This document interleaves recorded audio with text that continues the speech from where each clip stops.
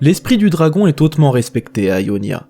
Certains voient en lui le symbole de la ruine, et d'autres le symbole de la renaissance. Peu de personnes sont capables de puiser dans la force de cet esprit.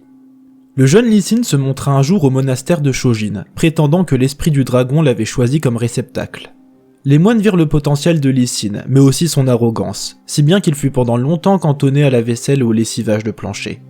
Lee Sin en avait assez de perdre son temps, et un jour, il s'introduit dans les archives secrètes du monastère. Il découvrit un moyen de contacter le royaume des esprits, et décida de s'en servir lors d'un entraînement. Libérant toute la puissance du dragon dans un puissant coup de pied, il paralysa son instructeur. Couvert de honte, Lee Sin fut banni du monastère pour son arrogance et son indiscipline. Les années passèrent et Lee Sin voyagea, aidant les gens dans le besoin. Il arriva dans les terres gelées du Freljord et croisa la route d'Udir, un gardien des esprits qui avait beaucoup de mal à contrôler ses pouvoirs. Lee Sin commença à se demander s'il était véritablement possible de contrôler la puissance de l'esprit du dragon.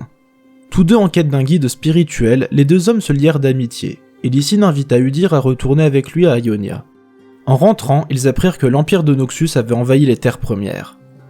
Des moines de toutes les provinces étaient rassemblés dans les montagnes pour défendre le monastère sacré d'Irana, et Lee Sin et Udir s'y rendirent à leur tour. Alors qu'Udir fonçait tête baissée dans le combat, Lee Sin hésitait. Nombreux de ses camarades étaient déjà tombés sous les lames noxiennes. Tout était sur le point d'être perdu.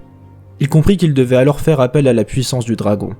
Une tempête de flammes l'enveloppa, embrasant sa peau et brûlant ses pupilles. Investi d'un pouvoir bestial, il dévasta les rangs de ses envahisseurs. Ses poings et ses pieds brisaient des nuques. L'esprit indomptable qui l'habitait irradiait de plus en plus à chaque attaque. Les moines remportèrent la bataille, mais l'intervention désespérée de Lee Sin avait réduit le monastère en ruine et avait coûté la vue du jeune homme.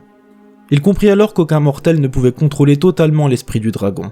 Il tenta de quitter la montagne, mais les aînés du monastère l'en empêchèrent.